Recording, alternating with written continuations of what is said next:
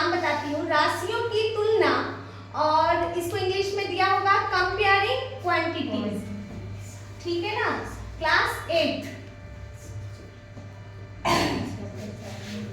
ये NCERT based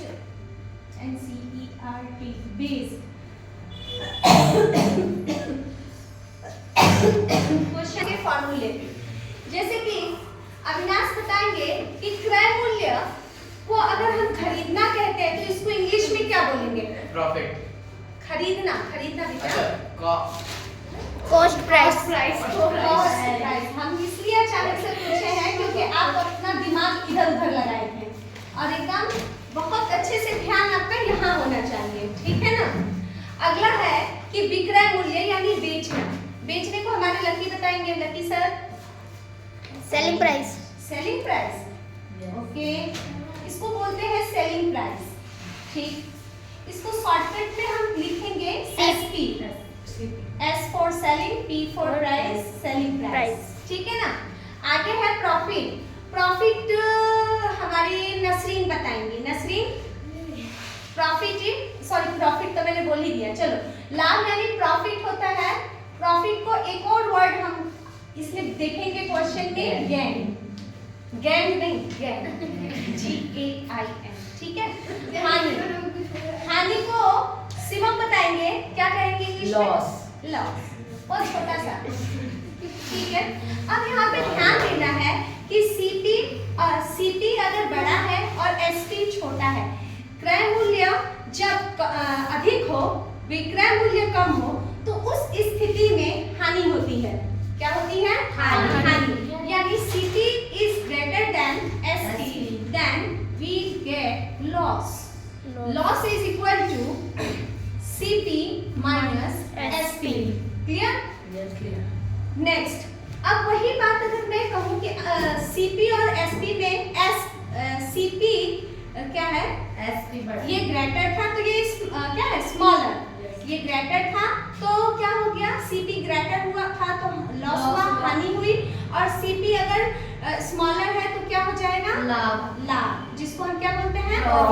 profit कह लो, या फिर गेन कह लो, या फिर इसको इंक्रीजिंग परसेंटेज कह लो, जो भी हो, मतलब बढ़ना, ठीक है ना। प्रॉफिट ये हो गया, तो ये आपका हो जाएगा SP माइनस CP। क्लियर? अब उसके बाद से अब हमको प्रॉफिट जो हो रहा है, उस प्रॉफिट का अगर हम परसेंटेज निकालें तो लिखेंगे कुछ ऐसे कि profit rupees divide CP multiply 100%, ठीक है ना। अब बहुत से बच्चे क्या कर देते हैं, जैसे कि अब लॉस परसेंटेज निकालना हो, लॉस परसेंटेज, तो हम क्या करते हैं कि लॉस परसेंटेज जब हमें निकालना पड़ता है तो लॉस लिख के बटे में SP कर देते हैं, तो ये गलत है। ऑलवेज चाहे प्रॉफिट हो या लॉस हो, ऑलवेज यहाँ पे क्या होगा? CP होगा, कॉस्ट प्राइस, ठीक है। नेक्स्ट, प्रॉफिट का अब एक और थोड़ा सा फॉर्मूला इसको लॉन्ग में लेंगे। Profit percentage and loss percentage is equal to, इस तरह भी लिख सकते हैं, वो आप न्यूज पे देखना। Profit is equal to SP minus CP multiply 100%, percentage लिख लो या 100 डिवाइड में कितना? CP। सेम यही चीज है, ठीक है ना। तो जैसे आप देखो कि प्रॉफिट निकालने के लिए आपने SP माइनस CP किया है, तो यहाँ प्रॉफिट लिखा हुआ, तो प्रॉफिट के बदले हम SP माइनस CP लिख सकते हैं, ठीक है ना। नेक्स्ट इसमें है, यहाँ पे क्या लिखे, थोड़ा अपना दिमाग लगाइए तो, CP माइनस SP डिवाइड में कितना? CP या SP? कोई SP बोल रहा था? सलोनी ही हमारी अच्छा काम करती है, जो कोई नहीं करता वो वही काम करती है, ठीक है ना। नेक्स्ट है बट्टा, जिसको हम लोग कहते हैं डिस्काउंट। और हम लोग है ना, अरे बहुत कहीं भी हम कोई भी सामान खरीदते कहते हैं भैया थोड़ा छोड़ दो ना, कुछ तो डिस्काउंट दो, 10 रुपए तो छोड़ दो। तो हम उससे किस विषय में बात कर रहे हैं? डिस्काउंट के बारे में बात कर रहे हैं, और हिंदी में इसको बोला जाता है बट्टा। कुछ तो छोड़ दो, छोड़ दीजिए, तो बट्टा हमेशा कब होता है? अंकित मूल्य पर मिलता है। अंकित मूल्य यानी जो उसका मार्क्ड प्राइस है। क्या है? Marked price. अंकित मूल्य पर जो भी पैसे छोड़े जाते हैं यानी माइनस किए जाते हैं उसको हम क्या कहेंगे? बट्टा यानी डिस्काउंट। तो इस तरह से फॉर्मूला बन गया, discount is equal to market price minus market price minus sale price. Minus sale price. Very good, minus sale price. ठीक है, बहुत बढ़िया। अब आप करोगे। अब हम नेक्स्ट एक और चीज जानेंगे, sale tax, value added tax, goods and service tax. ठीक है, आदि बोलो।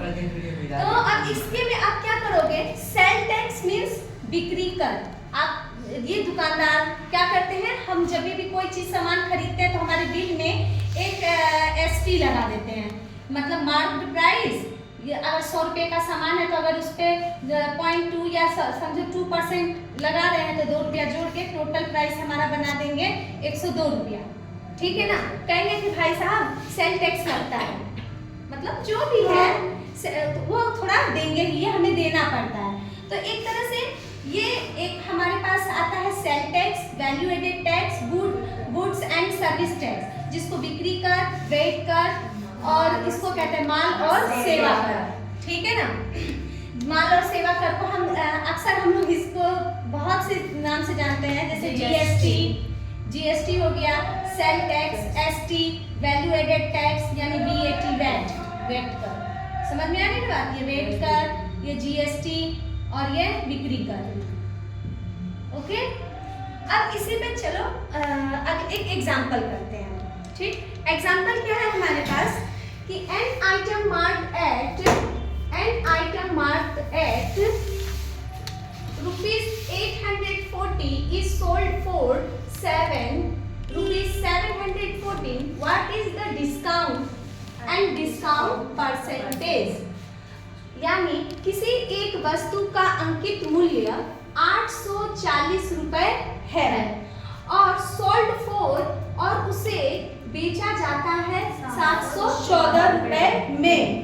ठीक, व्हाट इज द डिस्काउंट? तो उसका छूट यानी बट्टा कितना मिल रहा है, कितना वो छोड़ रहा है? 840 रुपए, 840 की वस्तु है और उस पे 714 रुपए वो ले रहा है, यानी हमारे को कितना छोड़ा वो माइनस करके देख लेते हैं। क्या करेंगे? ये हो गया 0, 6, ये 10 में से 4 गया, 6 यहाँ बचा 3 में से 1 गया 2, यहाँ 8 में से 7 गया 1। 126 रुपए उसने मार्जिन कर दिया, यानी 126 रुपए उसने इस अंकित मूल्य में से घटा दिया, यानी डिस्काउंट हमें मिल गया। तो हम लिख सकते हैं, ये रहा वही चीज मैंने किया है, discount is equal to marked price minus sale price.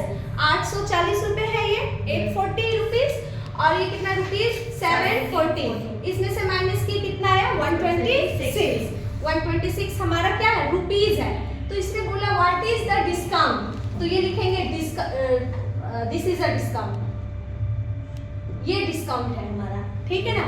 अब ये पूछ रहा है find the also find the discount percentage. Discount percentage बताइए।